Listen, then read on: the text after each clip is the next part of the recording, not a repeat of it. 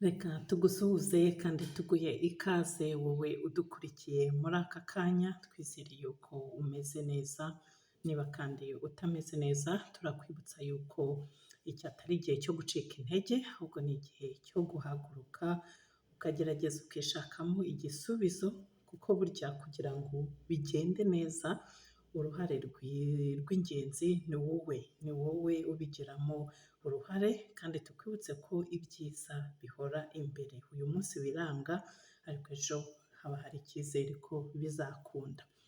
Uyu munsi rero tubahishe iki? Tugiye kuganira iki?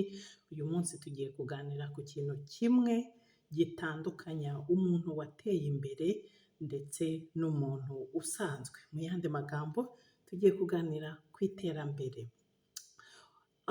Abantu benshi bifuza gutera imbere, kubona hari aho uvuye n'aho ugeze, ukagira bizinesi nziza cyangwa se financial freedom, mu yandi magambo kuba udafite ibibazo by'amafaranga ndetse ukagira n'ubuzima bwiza.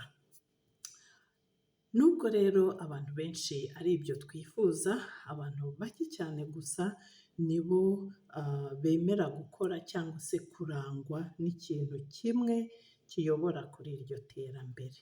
Icyo kintu rero wakwibaza uti ni ikihe? Icyo kintu nta kindi kitari disipurine. Disipurine niyo foundation ya buri terambere ryose wakwifuza mu buzima, yaba gutera imbere muri bizinesi cyangwa se n'ikindi kintu icyo ari cyo cyose wifuza kugeraho cyatuma ugira ejo heza hazaza hawe ndetse n'abazagukomokaho.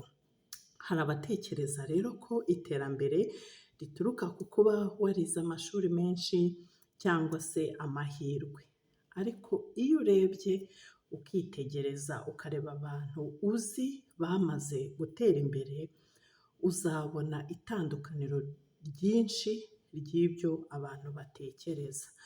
Abo bose ubona bamaze gutera imbere, uzasanga bamwe nta mashuri ahambaye bize, yewe usange bamwe batarigeze bavukira muri famiye zateye imbere, wenda umuntu abe yavuga ko babikuye muri famiye bakomokamo. None ni iki cyabafashije kugera kuri iryo terambere ubabonana uyu munsi? Nta kindi uretse disipurine. They do the right things every day even when they don't feel like it. So disipurine rero bisobanura gukora ibyo usabwa gukora kandi ukabikora neza cyane. Kubyuka, ugahaguruka ugakora cyane, yewe no mu gihe abandi bagisinziriye cyangwa se batagize icyo bitayeho. Ikindi bisobanura kutarangazwa cyangwa se twavuga ngo gutangira imirimo yawe yose ukayikora. Imirimo yose usabwa gukora ukayikora, yewe no mu gihe wumva unaniwe. So it also means staying focused when distractions are everywhere. Ni ukuvuga no mu gihe hari byinshi byakurangaza impande zawe, stay focused. Komeza wite ku byawe, iby'abandi ntibikurangaze. Ibikorwa bito bito cyangwa se imishinga mito mito ukora na disipurine ishobora kukugeza ku iterambere. Mu ntangiriro ushobora kubona bigenda gake cyane pe, ariko uko igihe kigenda gihita, those small actions grow into something powerful. Reka dufate urugero, tekereza nk'umuntu ugenda wunguka wenda 1% every day, buri munsi. Nyuma y'umwaka umwe uwo muntu azaba atandukanye n'uko yari ameze mbere agitangira.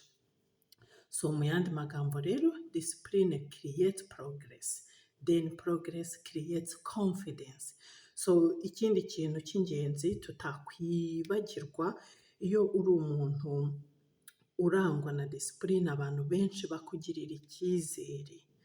Ari uguhaye akazi aba yizeye neza ko uzajya ugatangirira ku gihe kandi ukagakora neza udakorera ku jisho cyangwa ngo usibe uko wishakiye, nibakubaza impamvu utange impamvu z'urwitwazo. Ikindi wenda twasorezaho, disipurine igufasha guca mu bihe bikomeye kandi ukabicamo neza. Urugendo rwose rwerekeza ku iterambere ruba rurimo so much challenges cyangwa se difficult moments. Ni ukuvuga hari igihe ibintu bitagenda neza nk'uko wari wabipanze. Nta disipurine rero bigenda gute? Abenshi babivamo during those moments. Bacika intege bakabivamo hakiri kare.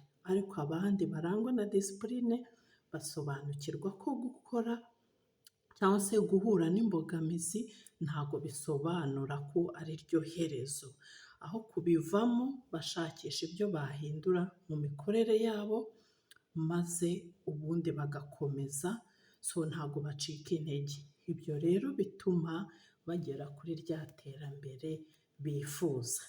Niba rero wifuza gutera imbere mu buzima bwawe, jya uhora wibuka iki kintu: ibitekerezo byiza ni ingenzi, impano nazo ni iz'agaciro, yewe amahirwe nayo arafasha, ariko discipline is what turns potential into reality. Discipline niyo yonyine izatuma ibyo byose ufite wifuza kugeraho ubigeraho. So murakoze rero mwe mwakomeje kubana natwe, mwe twatangiranye iki kiganiro, twizere ko hari byinshi mwungukiwe. Niba rero ubona hari ibyo wungutse muri iki kiganiro, turagushishikariza yuko utakihererana, gisangize n'abandi. Nubona hasi y'iyi videwo urabona amagambo yanditse share, uyakandeho, uraba ubonye uburyo bwo kugisangiza n'abo wifuza kugisangira nabo. Mukomeze mugire ibihe byiza rero, Imana ikomeze ihire imirimo y'amaboko yanyu, namwe mutere imbere